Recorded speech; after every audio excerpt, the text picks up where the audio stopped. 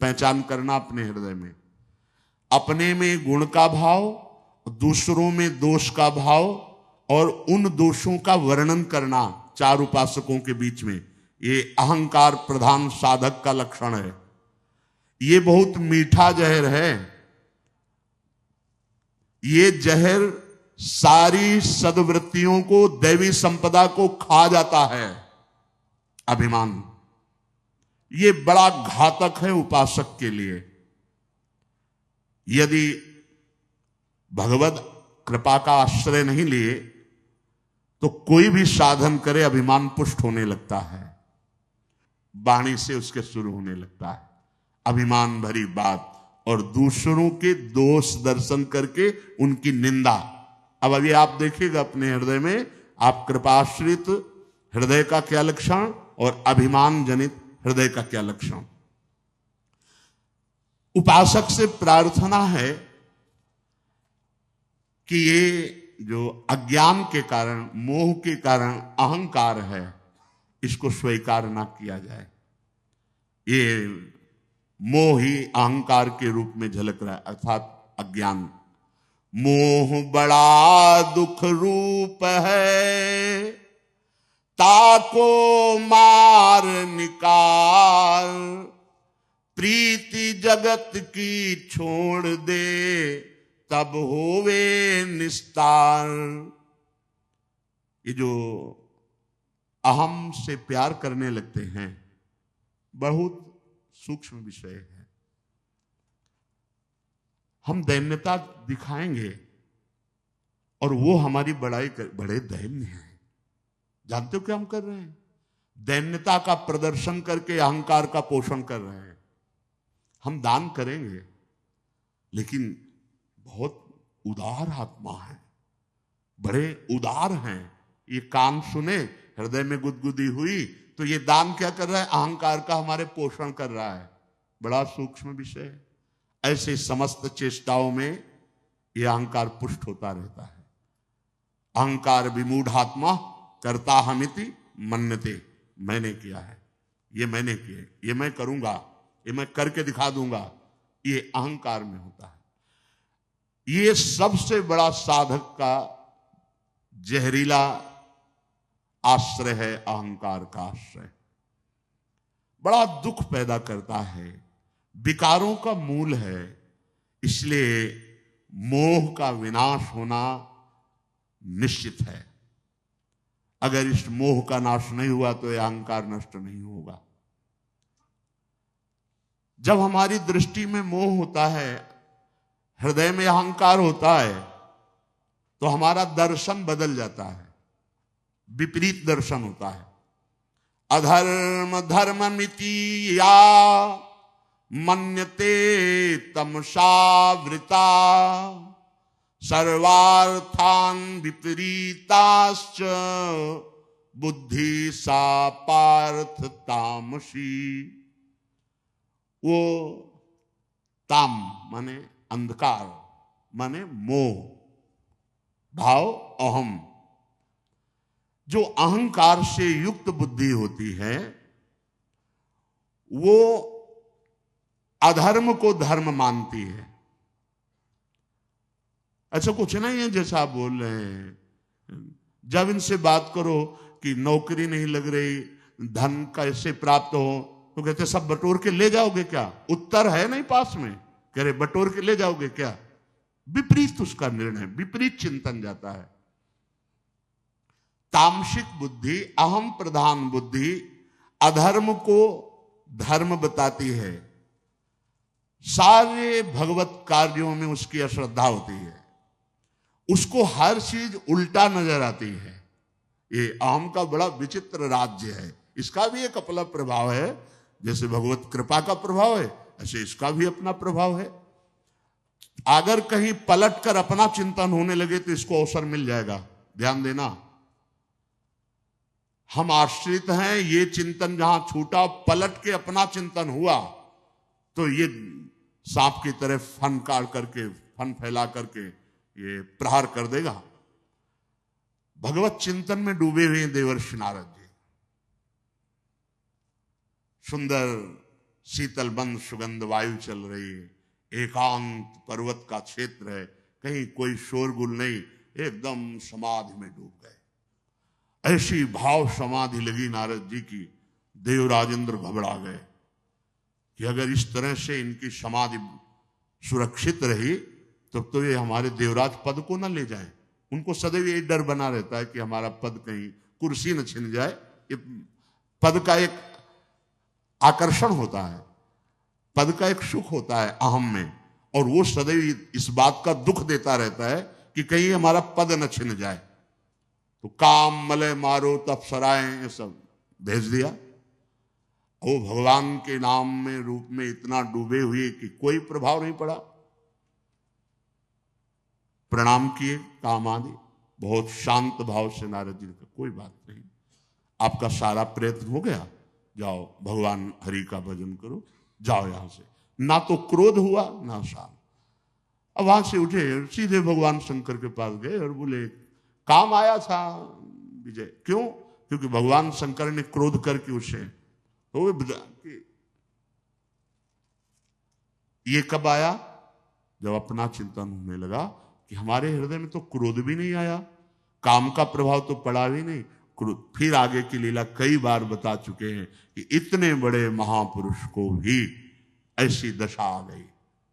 जब हम भगवद आश्रित तो समभाव, कोई प्रभाव किसी विकार का नहीं, और जब हम ये अपने में देख बैठे कि कोई विकार मेरे में नहीं, तो विकार ऐसे सिद्ध अवतारी महापुरुष के भी हृदय में अपना राज्य कर लिया, और वो लीला चरित्र पूरा है। उपासक जब ये स्वीकार कर लेता है कि मैं गुणवान हूं, मैं महान हूं, वह वहीं से पतन प्रारंभ हो जाता है। सच्चिदानंद प्रभु को छोड़कर कहीं भी आश्रय या सुख बुद्धि होना मतलब खतरा प्रारंभ हो गया है। ध्यान दीजिए, सच्चिदानंद परम सुख स्वरूप प्रभु जो हमारे आश्रयदाता हैं, इनके सिवा कहीं आशा भरोसा हो जाना मतलब अब हमारे परमार्थ का खतरा प्रारंभ हो रहा है। इसलिए कभी ऐसी कल्पना भी ना होने पावे उपासक के हृदय में अपने प्रभु के सिवा किसी अन्य का आश्रय। ये जो विपरीत बुद्धि है, इस विपरीत बुद्धि को प्रवेश मत होने दीजिए, और इसको रोकेगा नाम। आप नाम जप कर रहे हैं तो विपरीत बुद्धि कोई प्रभाव नहीं डाल पाएगी। नहीं, इतनी बड़ी विपरीत बुद्धि, अधर्मम धर्ममित्या मन्यते तमसावृतम, वो अधर्म को ही धर्म मानने लगता है, धर्म में उसकी अरुचि होती है। जैसे दुर्योधन की भगवान संधि दूत बन करके दुर्योधन को सभा में संबोधन किए कि पांडव तुम्हारे भाई हैं, और सही पूछो तो इतना बड़ा वैभव अर्जुन के गांडीव धनुष के प्रभाव से ही एकत्रित हुआ, वो जुआ में जीत लिया। तो मेरी राय तो ये भगवान कह रहे हैं कि आप आधा राज्य वापस कर दीजिए, पर ऐसी वृत्ति तुम में दिखाई नहीं दे रही तो 5 गांव दे दीजिए। तो दुर्योधन ने कहा सुई की नोक के बराबर भी नहीं दूंगा, 5 गांव की बात। देखो, अधार्मिक जो वृत्ति होती है अहम प्रधान, भगवान समझा रहे हैं पर उनकी समझ में नहीं आ रहा। पहले से उसने गुप्त मंत्रणा कर रखी थी, अगर केशव तनिक भी क्रोधावेश धारण करें तो तत्काल उनको बंदी बना लिया जाए और कैद में डाल दिया जाए। भगवान से जब वो बोल रहा था कि सुई की नोक के बराबर भी बिना युद्ध के हम नहीं देंगे, तो भगवान ने कहा इसका मतलब है कि तुम मृत्यु शैया पर शयन करने के लिए तैयार हो रहा है। अब वो समझ गया कि केशव आवेश में आ रहे हैं। भगवान ने देखा कि उसके जो सहयोगी जन हैं वो सावधान हो रहे हैं। वो पहले ही सात्विकी ने सूचना दे दी थी कि प्रभु सभा में कुछ अमंगल होने वाला है। विदुर जी ने भी रात्रि में समझाया था कि प्रभु आपका आना मुझे ठीक नहीं लग रहा, क्योंकि ये लोग बड़े मलिन बुद्धि वाले हैं। तो भगवान बड़े जोर से अट्टहास किया। एक हंसना होता है और ये अट्टहास बड़ा भयावना होता है। भक्तराज हनुमान जी ने भी अट्टहास किया था। जब पूंछ में आग लगाई गई थी लंका में, तो अट्टहास कर इधर जा, कपि बढ़ लाग आकाश, भयंकर अट्टा। ऐसे ही प्रभु श्री कृष्ण ने अट्टहास किया और कहा, दुर्योधन क्या तू मुझे अकेला समझ रहा है? तू मुझे बंदी बना सकता है? देख, बना बंदी मुझे। भगवान का विराट रूप सभा में प्रकाशित हो गया। बड़े बड़े लोकपाल, अश्विनी कुमार, इंद्र, मरुदगण, विश्वदेव, यक्ष, गंधर्व, नाग, राक्षस सब भगवान के अंगों से प्रकाशित हो रहे हैं। उनके दोनों भुजाओं में, एक में भगवान बलराम जी हल मूसल धारण किए हुए, एक तरफ गांडीव धनुष धारण किए हुए अर्जुन, दाहिनी भुजा में अर्जुन और बाएं भुजा में हलधर बलराम जी।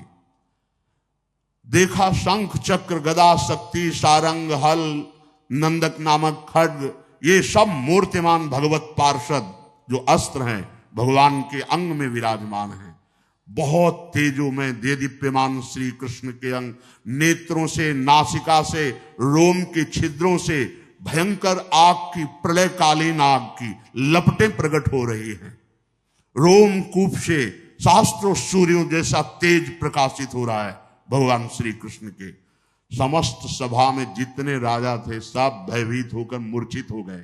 किसी की हिम्मत ही नहीं हुई कि पूर्ण रूप से भगवान के उस रूप का दर्शन कर सके। द्रोणाचार्य जी, भीष्म जी, परम भागवत विदुर जी, महाभाग संजय जी और वहां आए हुए महर्षि जन, केवल ये ही भगवान के इस रूप को देखने में समर्थ हुए और सब की आंखें मुंद गई, मूर्छित होकर सब गिर पड़े। उसी समय समस्त दिव्य दिव्य ऋषिजन भगवान की स्तुति हाथ जोड़ करके कर रहे।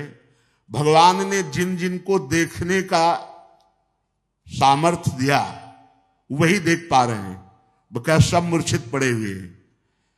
उस सभा भवन में दुंदुभियां बजाते हुए देवतागण, बड़े बड़े ऋषिजन जब स्तुति और फूलों की वर्षा करते हैं, उसी समय धृतराष्ट्र संजय से पूछते, संजय ये क्या कोलाहल हो रहा है? तो संजय ने कहा, कमल नयन यदकुल तिलक भगवान श्री कृष्ण विराट रूप में विराजमान है। तुरंत हाथ जोड़कर धृतराष्ट्र ने कहा, क्योंकि भगवान व्यासदेव जी के पुत्र हैं, हाथ जोड़कर कहा, हे परम कृपालु श्री कृष्ण, हे समस्त जगत के हितैषी, मुझ अंधे पर भी कृपा कीजिए। मैंने आज तक आपसे कभी कुछ देखने के लिए नहीं मांगा। हे केशव, मेरे नेत्र नहीं हैं, ना भीतर के ना बाहर के। हे केशव, मैं आपसे प्रार्थना करता हूं, एक क्षण के लिए मुझे नेत्र दे दीजिए, जिससे मैं आपके इस स्वरूप का दर्शन कर सकूं। हे महाबाहु जनार्दन, आप हम पर कृपा कीजिए। जब धृतराष्ट्र ऐसा कह रहे थे तो भगवान श्री कृष्ण ने कहा, तथास्तु, ऐसा ही हो। तत्काल उनके नेत्र खुल गए। कर्तुम अकर्तुम अन्यथा कर्तुम, तत्काल नेत्र खुल गए और भगवान के उस अद्भुत विराट स्वरूप का दर्शन धृतराष्ट्र जी ने भी किया।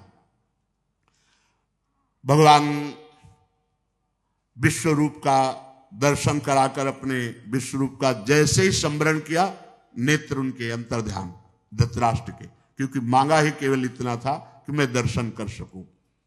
सारी पृथ्वी कंपायमान, समुद्र में खलबली मच गई, दिग्गज चिक्कारने लगे भगवान का जो विराट रूप है। शत्रुओं का दमन करने वाले पुरुष सिंह भगवान श्री कृष्ण अपने उस अद्भुत स्वरूप का स्मरण किया। ऋषियों ने भगवान को प्रणाम वंदना करके तत्काल वहां सभा छोड़ दी, क्योंकि जहां भगवान का अपमान हो रहा हो या निंदा होना या किसी भी तरह की अवहेलना होने की संभावना भी हो, ऐसी सभा में जाना नहीं चाहिए। अगर सभा में पहुंच गया है तो तत्काल काल में अंगुली डालकर वहां से निकल जाना चाहिए, या जो निंदा कर रहा हो या अपमान कर रहा हो उसको दंड देना चाहिए। तो अपने जनों को दंड देने वाला कोई भाव नहीं रखना। अगर कहीं हमारे भगवान की कोई निंदा, हमारे आराध्य देव की, तो दोबारा उसका मुख न देखे, अंतर से भगवत भाव है, पर हम उसका संग न करें। ऋषिजन भगवान के विराट रूप का दर्शन करके तत्काल इसीलिए चल दिए कि विमुख जन सभा में बैठे हुए दुर्योधन दुशासन, अब यहां एक क्षण भी नहीं टिकना चाहिए। जो ही वो महर्षि जन गए तो नारद आदि ऋषि भी भगवान को प्रणाम करके अदृश्य हो गए। एकदम कोलाहल शांत हो गया। एक बड़ी अद्भुत सी घटना घट गई। तत्काल दारुक दरवाजे पे रथ ले आया और भगवान सहज मुद्रा में उठे और सभा से बाहर निकले तो भीष्म पितामह जी, द्रोणाचार्य, कर्ण, ये सब पीछे भगवान के, सब कोई आनंद से फूला हुआ है तो कोई भय से भूला हुआ है।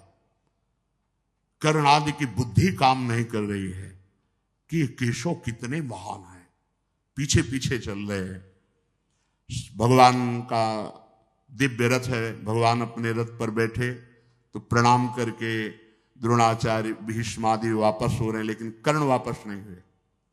जब रथ चला तो पीछे पैदल कर्ण चल रहे हैं।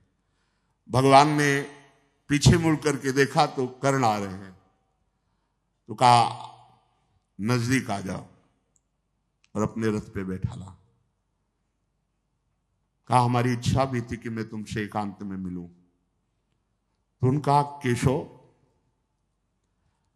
मुझे वेदविद जो ब्राह्मण जन हैं उनसे पता चला था कि भगवान का अवतार होगा। अब मैं समझ गया कि वही अवतार आप हैं। अभी तक तो मैं समझ नहीं पा रहा था कि तुम अर्जुन के मित्र हो, बहुत प्रभावशाली हो, पर जो मैंने ब्रह्म ऋषियों से सुना था आज मुझे अनुभव हो रहा है कि आप साक्षात भगवान हैं। भगवान ने कहा हाँ, जो वेद पारंगत विद्वान ब्रह्म ऋषियों ने तुम्हें बताया था वही मैं अवतार लेकर के इस जगत का भार उतारना चाहता हूं। तुम तत्वज्ञानी महापुरुषों का संग किए हो कर्ण, इसलिए मैं जो तुम्हें कह रहा हूं बिना संशय के बात को सुनना। तुम जानते हो सिद्धांत किसे कहते हो, धर्म किसे कहते हैं। तुम धर्मशास्त्र के सूक्ष्म विषय के ज्ञाता भी हो। तुम अधिरथ पुत्र नहीं हो। जो कुंती जी हमारी बुआ हैं, तुम उनके गर्भ से उत्पन्न हुए हो। तुम्हारे पिता भगवान भुवन भास्कर सूर्यदेव हैं। किशोर अवस्था में होने के कारण भयवश तुम्हें उन्होंने प्रवाहित कर दिया था। जो कवच कुंडल थे भगवान सूर्य के प्रताप से आपकी सुरक्षा के लिए थे। आप डूब नहीं सकते थे, आपके प्राण नहीं निकल सकते थे। इसलिए मैं जो कहने जा रहा हूं बहुत ध्यान से सुनना। तुम्हारा जन्म कुंती के गर्भ से हुआ और कुंती जी का ब्याह महाराज पांडु से हुआ। तो जो कन्यावस्था में दैवी शक्ति भगवान सूर्य के द्वारा तुम्हारा प्रादुर्भाव हुआ, तो ब्याह होने के बाद तुम्हारे पिता पांडु, तुम्हारा पुत्र भाव उनके और पिता भाव के संबंध में ये शास्त्रीय धर्मयुक्त है। इसलिए तुम महाराज युधिष्ठिर से बड़े हो। आज ही मैं चल करके बता देता हूं युधिष्ठिर जी को कि कर्ण तुम्हारा बड़ा भाई है। तत्काल वो तुम्हारे चरण छुएंगे। मेरे साथ चलो। और जब युधिष्ठिर जी चरण छुएंगे तो अर्जुन, नकुल, भीम, सहदेव ये तुम्हारे चरणों में ही बैठेंगे। और जब पांचों पांडव और उनके पांचों पुत्र सुभद्रा कुमार, अभिमन्यु ये तुम्हारे चरणों में बैठेंगे और मैं तुम्हारे साथ होऊंगा, तो त्रिभुवन में कोई ऐसा नहीं कि तुम्हारा विरोध कर सके। त्रिभुवन विजेता और सर्व पूजनीय कर्ण तुम हो। तुम कोई साधारण नहीं हो। ये जितने भी राजा आए हुए हैं, चाहे दुर्योधन के पक्ष के हो 11 अक्षौणी सेना या 7 अक्षौणी सेना पांडवों के, ये सब तुम्हें नतमस्तक होंगे। युद्ध होगा ही नहीं, केवल तुम्हारे बल से युद्ध होने जा रहा है। इसलिए मेरी बात मान लो। ये हम एकांतिक रहस्य तुमसे बता दिया कि तुम महाराज युधिष्ठिर के बड़े भाई हो। तो जितने भी राजा आए हुए हैं वो सब तुम्हारा सम्मान करेंगे। वहां तो बात बनी नहीं, लेकिन तुम मेरी बात मान जाओ। बड़ा मंगल हो जाएगा जगत का। कर्ण ने कहा, केशव, हंसते हुए उसने कहा कि बड़ा सौहार्द, बड़ा प्रेम, बड़ा मैत्री, बड़ा हित और परम सत्य आपके वचनों से प्रकाशित हो रहा है। निसंदेह, मुझे कोई संदेह नहीं आपके वचनों पर। जैसा आप कह रहे हैं अक्षरशः ऐसा ही हो जाएगा। अगर मैं आपकी बात मानूं तो ऐसा ही हो जाएगा। पर नहीं, मैं मानता हूं मैं कुंती का पुत्र हूं। मैं मानता हूं कि पांडु के जैसे और पुत्र उनको पिता, ऐसे मैं भी पिता कहने का अधिकार रखता हूं। अच्छी तरह जानता हूं। आपने जो बताया है कि कुंती के गर्भ से भगवान सूर्य की कृपा से मेरा जन्म हुआ है, मुझे कोई संशय नहीं। पर भरी सभाओं में जब अपमान होता रहा, तब न एक बार आपने कहा, न एक बार माता कुंती ने कहा कि ये अधिरथ सूत पुत्र नहीं, ये मेरा पुत्र है। जहां मैं अपने बल विक्रम को दिखाने को किया, वही मेरा अपमान होता रहा है। मैं जीवन भर जलता रहा। किस लिए? मेरा क्या दोष था? मेरा दोष आप साबित कर दीजिए। भगवान सूर्य ने प्रकट किया और जल में फेंक दिया गया और अधिरथ सूत ने उठाया, इसमें मेरा क्या दोष रहा? जब मैं कभी अपना बल विक्रम अर्जुन के सामने प्रकट करता तो मेरा उपहास करके मुझे नीचा दिखाया जाता कि सूत पुत्र का अधिकार नहीं राजकुमार के सामने, चाहे वो द्रौपदी के स्वयंवर में हो, चाहे वो अश्व शिक्षा का, पूर्णता का जब प्रदर्शन कराया जा रहा हो तब हो, या किसी भी राजसभा में हो, तब क्यों आप नहीं बोले? क्यों माता कुंती ने ये नहीं कहा कि ये मेरा पुत्र है? तब तो किसी ने नहीं कहा। आज जब ये बात आ गई समझ में कि अब युद्ध होगा ही, तो आप हमको समझा रहे हो केशव। मैं मान रहा हूं आपकी बात सत्य है, पर अब मैं सूत पुत्र ही रहूंगा। और दुर्योधन ने मुझे सम्मान दिया है, जीने की आशा डाल दी दुर्योधन ने। मैं कभी दुर्योधन के साथ अब दगाबाजी नहीं कर सकता। हे वृषणी नंदन श्री कृष्ण, मेरा एक नियम है कि एक बार जिसको वचन दे दिया तो प्राण छूट सकते हैं, वचन नहीं छूट सकते। मैंने दुर्योधन को अपना मान लिया है, अब मैं उसका साथ नहीं छोड़ सकता। जनार्दन, मुझे कोई भयभीत कर सके ऐसा पैदा ही नहीं हुआ। बध, बंधन, भय, लोभ, इनकी ताकत नहीं कि हमारे हृदय का परिवर्तन कर सके। पर जीवन बहुत कष्टमय कर्ण का रहा। अगर कहीं ये पता चल जाता भगवान सूर्य से प्रकट कर्ण, तो भगवान परशुराम जी शाप नहीं देते। हर जगह हार हुई, हर जगह उसको नीचा देखना पड़ा। पर था महापुरुष, सत्यवादी, परम दानी, अधर्मियों का संग हो गया, इसलिए हर जगह हार हुई, हर जगह परास्त हुई। तो ध्यान रखने का विषय है, आप सही हो, लेकिन आपने अगर गलत संग कर लिया है तो आपकी भीष्म जी अखंड बाल ब्रह्मचारी महाभागवत, लेकिन सिंहासन पर वचन दिए हुए हैं, इसलिए संग अधर्म का नीचा देखना पड़ा। तो जनार्दन, मैं दुर्योधन का साथ कभी नहीं छोड़ सकता और युद्ध अवसर आने पर ललकार करके पांडवों से लड़ूंगा। कभी अपने हृदय में भाव नहीं लाऊंगा कि ये मेरे भाई हैं। मधुसूदन, इसमें संदेह नहीं कि आप हमसे बहुत हित की बात कह रहे हैं। पांडव आपके अधीन है, आप जैसी आज्ञा करेंगे तत्काल वो वैसा कर देंगे। पर मेरे और आपके बीच में जो वार्ता हुई है, इसे न पांडव जानेंगे और न कोई संसार का व्यक्ति, जब तक युद्ध नहीं हो जाता। और युद्ध में जब मैं मारा जाऊं, तब इसके बाद आप इस बात को भले, लेकिन तब तक ये आप वचन दीजिए कि आप इसे गोपनीय रखेंगे। अपनी इंद्रियों को संयम में रखने वाले धर्मात्मा युधिष्ठिर हैं और तुम्हें अपना प्राण मानने वाले अर्जुन हैं। इसलिए मैं पहले से कह रहा हूं कि तुम निश्चिंत रहो, मैं ही मारा जाऊंगा, क्योंकि जिसके सहायक आप हो। मैं खूब अच्छी तरह से जानता हूं कि चाहे 11 क्षोणी नहीं और भी विशाल सेना दुर्योधन रख ले, लेकिन नाश उसी का होगा, क्योंकि अधर्म से चल रहा है। मैं सब जानता हूं। श्री कृष्ण, इस समय दुर्योधन, दुशासन या मुझ कर्ण पर केवल निमित्त मात्र दोष रखा जाए, क्योंकि इसके पूरे के पूरे मुखिया आप हैं। कर्ण ने कहा कि पूरे के पूरे मुखिया आप पृथ्वी का भार दुर्योधन को निमित्त बनाकर उतारना चाहते हैं, इसीलिए ऐसा है। भगवान सब्यसाची अर्जुन तुम्हारे हाथ की कठपुतली है। कर्ण कह रहे, हे भगवान सब्यसाची अर्जुन तुम्हारे हाथ की कठपुतली है, अर्थात तुम उनके यंत्री हो, वो तुम्हारे यंत्र हैं। इसलिए इस रणांगण में जो रण यज्ञ होगी इसमें बलि मेरी ही चढ़ेगी, आप निश्चिंत रहिए, क्योंकि जिसके आप सहायक हैं उसका कोई नाश कर सके। ये कर्ण की एकांतिक वार्ता भगवान के साथ हो रही। मैं जान रहा हूं कि पांडुनंदन महाबलशाली वायुपुत्र भीमसेन जिस समय अपने स्वरूप में आकर सिंहनाद करेंगे तो दुशासन का रक्त निश्चित पिएंगे। उन्होंने प्रण किया है तो छाती फाड़ेंगे वो, मुझे पता है।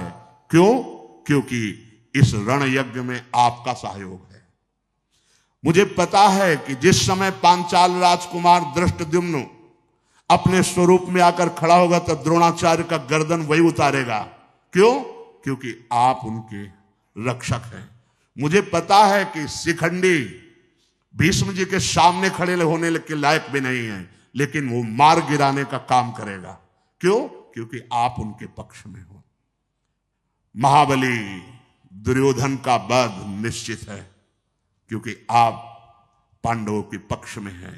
पर हे श्री कृष्ण, मैं पांडवों के पक्ष में नहीं आ सकता, रहूंगा दुर्योधन के ही पक्ष में। जब भगवान ने देखा कि कर्ण बात जानते हुए भी अब नहीं मानेंगे, तो कर्ण ने कहा, प्रभु आप ऐसा न समझे कि मैं आपकी आज्ञा का उल्लंघन कर रहा हूं। मैंने एक स्वप्न देखा है, वो केवल आपसे बता रहा हूं। मैंने स्वप्न देखा है कि गांडीव धनुषधारी अर्जुन श्वेत गजरात पर विराजमान होकर के मुझे दृष्टिगोचर हो रहे, अर्थात मेरे से उनकी विजय होगी। मैंने देखा है कि दुर्योधन में केवल 3 के मस्तक पर श्वेत पाग है और सबके लाल है, अर्थात सब मारे जाएंगे। 11 क्षोणी सेना में केवल 3 बचेंगे, अश्वत्थामा, कृपाचार्य और कृतवर्मा। ये 3 के माथे पे केवल सफेद पाग है, से सब मारे जाएंगे। जनार्दन, ये जो मैंने स्वप्न देखा है इससे मुझे निश्चित हो चुका है कि पांडवों की विजय होगी, कौरवों का विनाश होगा, साथ में मेरा भी। पर मैं डरने वाला नहीं हूं। मैं ललकार ललकार कर अपने भाइयों को मारूंगा, पांडवों को, पक्का। आप मुझे अब समझाने की चेष्टा न करें, अब मैं रहूंगा इसी पक्ष में। भगवान मुस्कुराए और रथ से उतर कर प्रणाम किया और कर्ण चला गया। और भगवान उपप्लव्य नगर की तरफ दारुक रथ हंकवाया। विदुर जी को बहुत चिंता हुई। विदुर जी कुंती के पास गए और कहा, चिरंजीवी पुत्रों को जन्म देने वाली भारी संकट उपस्थित है। भगवान आए, संधि करवाने की चेष्टा की, नहीं हुई। भगवान का अपमान हुआ, कैद करने की, बंदी बनाने की चेष्टा की, अब वो वापस चले गए हैं। मतलब युद्ध पक्का। और युद्ध पक्का तो मुझे केवल डर है कर्ण से। गांडीव धनुषधारी अर्जुन से अगर कोई लड़ सकता है तो कर्ण लड़ सकता है। मेरे हृदय में बड़ा शोक उत्पन्न हो रहा है। ये धृतराष्ट्र बूढ़े हो गए हैं, पर इनकी बुद्धि अभी लोभ से ग्रसित हो रही है। कैसे इनको समझाऊं? मेरा हृदय बड़ा अशांत हो रहा है। भीष्म पितामह, द्रोणाचार्य, कर्ण, ये सब दुर्योधन के साथ हैं। कोई उपाय नहीं दिखाई दे रहा। विदुर जी की आंखों में आंसू आ रहे। कोई उपाय नहीं दिखाई दे रहा जिससे मैं इस युद्ध को रोक सकूं, इस जनसंहार को रोक सकूं। कर्ण बहुत बलवान है, मैं अंदर से जानता हूं। कुंती जी ने कहा, आपको भी अभी तक एक बात मालूम नहीं है, वो बात मैं बताती हूं। मैं जब पिता के घर में रहती थी तो साधु सेवा का मुझे अधिकार मिला था कि आए हुए अतिथि सेवा को। तो उस समय महान तप के धनी दुर्वासा ऋषि आए और अतिथि सेवा मुझे मिली। जैसा सावधानी से सेवा करनी चाहिए वैसी सेवा की। वो प्रसन्न हुए और मुझे एक मंत्र दिया कि इस मंत्र से कभी भी किसी भी देवता को बुला। तो मेरे मन में चापल्यतावश ऐसा हुआ कि मैं भला सूर्य को बुलाऊं तो सूर्य देव आ गए और उन्होंने मुझे एक पुत्र प्रदान किया जो कन्यावस्था में ही प्रकट हुआ। वही ये पुत्र कर्ण है। तुम भयभीत मत रहो कर्ण से, वो मेरा पुत्र है। मैं जाऊंगी और आज्ञा करूंगी, वो अवश्य मेरी बात मानेगा। विदुर जी को प्रसन्नता हुई कि यदि ऐसे युद्ध रुक जाए तो बहुत अच्छा है। माता कुंती, समय कर्ण का एक निश्चित था, ब्रह्म मुहूर्त से खड़े हो जाते थे और जैसे जैसे सूर्य उदय होते वैसे वैसे मुख करते हुए भीषण धूप में भी ऐसे मंत्र उच्चारण करते हुए गंगा जल में और उस समय नियम था अगर कोई भी आकर कुछ मांग ले वो दे देते थे। ठीक उस समय माता कुंती गई, देखा दोनों भुजाओं को भगवान सूर्य की तरफ ऐसे किए, गंगा जी में खड़े हुए मंत्र जाप कर रहे हैं। नजदीक गई तो छाया से दिखाई दी।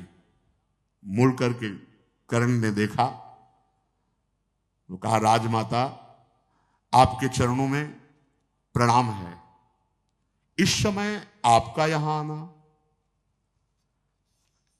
आप इस कर्ण से क्या चाहते हैं?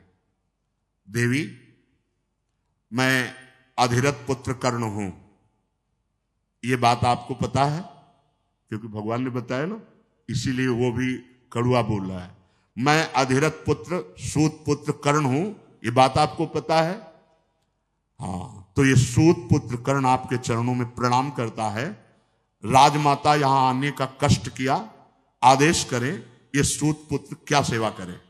बार बार इसलिए वो एक कह के आई है ना कि मेरा पुत्र है, मैं उसे बताऊंगा, और भगवान ने पहले बता दिया था। अभी तक सूर्य भगवान इनको दर्शन दिए पर एक बार भी नहीं बताया ये रहस्य, ये पता भगवान के द्वारा कर्ण को।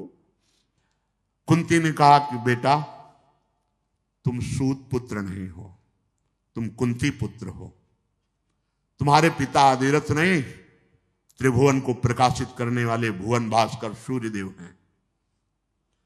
तुम मेरे गर्भ से प्रथम पुत्र के रूप में प्रकट हुए हो। जिस समय मैं कुंती भोज राजा के यहां रहती थी उस समय तुम्हारा प्रादुर्भाव हुआ। कर्ण, ये सामने देखो जिनकी तुम आराधना कर रहे हो ये तुम्हारे पिता हैं और इस बात के साक्षी हैं कि जो मैं बोल रही हूं वो परम सत्य है। बेटा ये युद्ध होने जा रहा है, प्रधान तुम इसके हो, तुम अपने भाइयों से अपरिचित हो। ये पांडव तुम्हारे ही भाई हैं। तुम्हें धृतराष्ट्र पुत्रों की पक्षवृत्ति लेकर युद्ध नहीं करना चाहिए। तुम मेरे पुत्र हो। पूर्व काल में जिसका उपार्जन किया गया अर्जुन आदि के द्वारा, लोभवश इन दुष्टों ने कपट करके वो सब ऐश्वर्य अपहरण कर लिया है। अब मेरे पुत्र उसके लिए जरूर युद्ध करेंगे। तो तुम्हें पता हो जाना चाहिए कि अर्जुन और तुम भाई भाई हो, फिर युद्ध किस बात का? तुम हो जाओ तो युद्ध होगा ही नहीं, इस बात को स्वीकार करो। कर्ण ने कहा, इस महान रण यज्ञ की वेदी पे पीठ दिखाने वाला ये सूत पुत्र नहीं है। अब ऐसा कभी नहीं हो सकता। सर्वगुण संपन्न पांडव हैं, मैं जानता हूं। सूर्यमंडल से आकाशवाणी हुई, सुनो कर्ण, सूत पुत्र शब्द उच्चारण मत करो। जो कुंती कह रही वो अक्षरशः सत्य है। तुम मेरे पुत्र हो, मैंने तुम्हें बताया नहीं। आकाशवाणी सूर्य की। जो ही कर्ण ने इस वाणी को सुना तो प्रणाम किया सूर्य को भी और कुंती से कहा, माता मुझे पहले से पता है कि आप मेरी माता हैं और भगवान सूर्य मेरे पिता हैं। माता कुंती, भगवान सूर्यदेव इनसे मेरा प्रादुर्भाव हुआ है, पर मैं ना आपकी बात से विचलित होने वाला हूं और ना भगवान सूर्य की बात से। वचन दिया है दुर्योधन को, तो अब ऐसा नहीं हो सकता। राजमाता आप और जो कुछ मांगो सो मांग लो, मैं इस समय ना नहीं कहता, पर अगर ये मांगो कि अर्जुन से युद्ध ना हो तो अब ऐसा नहीं हो सकता। क्या आप चाहती हो? आज्ञा कीजिए। माता कुंती ने कहा कि हमें चाहते कि हमारे 6 पुत्र हैं, 5 पांडव और 1 तुम, 6 पुत्रों में एक भी नहीं मरना चाहिए। उन्होंने कहा कर्ण ने कि आज तक हमने कभी किसी को ना नहीं कहा, आपने किस सभा में कहा है कि आपके 6 पुत्र हैं? बहुत हृदय से दुखी कर्ण रहे, कभी कभी किसी ने सपोर्ट नहीं किया, न भगवान सूर्य ने कहा कहीं और न माता कुंती। जहां भी अपनी तो उसको नीचा दिखाए, ए सूत पुत्र तो राजकुमारों के समान। तो 6 पुत्र हैं आपके, आपने किस सभा में घोषित किया, कभी किया है? आज जब आपने देखा है कि आपके पुत्रों पे प्राणों पे बने आई है, तो आप अब यह कहने चली आई हो कि कर्ण तुम मेरे पुत्र हो, पांडव तुम्हारे भाई हैं। मैं दुर्योधन का आश्रय लिया, मेरा जीवन निर्वाह दुर्योधन ने किया, मैं प्राण भी उसी को दूंगा, उसी के लिए न्यौछावर करूंगा। मैं कभी झूठ नहीं बोलता और मैं कभी मांगने वालों को ना भी नहीं कहता। तो इसलिए दैव बड़ा बलवान है, तुमने 5 पुत्र सदैव घोषित किए हैं, 5 ही रहेंगे, तुमको भी विमुख नहीं करेंगे। युद्ध का अवसर आएगा और जब युधिष्ठिर, भीम, नकुल, सहदेव, इनको मैं ऐसी दशा में पहुंचा दूंगा कि वध कर सकता हूं, उस दशा में मैं इनको छोड़ दूंगा, लेकिन अर्जुन को नहीं। या अर्जुन मुझे मारेगा तो 5, या मैं अर्जुन को मारूंगा तो आपके 5। आपने सभा में सदैव 5 पुत्र बताए हैं, 5 ही पुत्र रहेंगे, या कर्ण जाएगा या अर्जुन जाएगा। कुंती देवी हृदय से बहुत दुखी हुई और कहा बेटा तो अपनी इस बात का ध्यान रखना कि हमारे अन्य पुत्रों का तुम वध मत करना, क्योंकि वो जानती हैं अंदर से कि जिसके श्री कृष्ण सहायक हैं उस अर्जुन का कौन बिगाड़ सकता है। पर यहां कर्ण के जीवन में देखने को मिला कि अगर अधर्म का संग कर ले तो कितना भी बड़ा सत्यवादी, दानी, महात्मा कोई क्यों न हो, उसे सदैव नीचा ही देखना पड़ता है। इसलिए कुसंग का त्याग करते हुए भगवद आश्रित होकर निरंतर जाप करने से नाम का, मंत्र का, गुरु वचनों का, जीव का परम मंगल हो जाता है। कभी एक क्षण भी नाम न भूले, ऐसी सावधानी रखें। शेष चर्चा आगे। श्री राधा वल्लभ लाल की।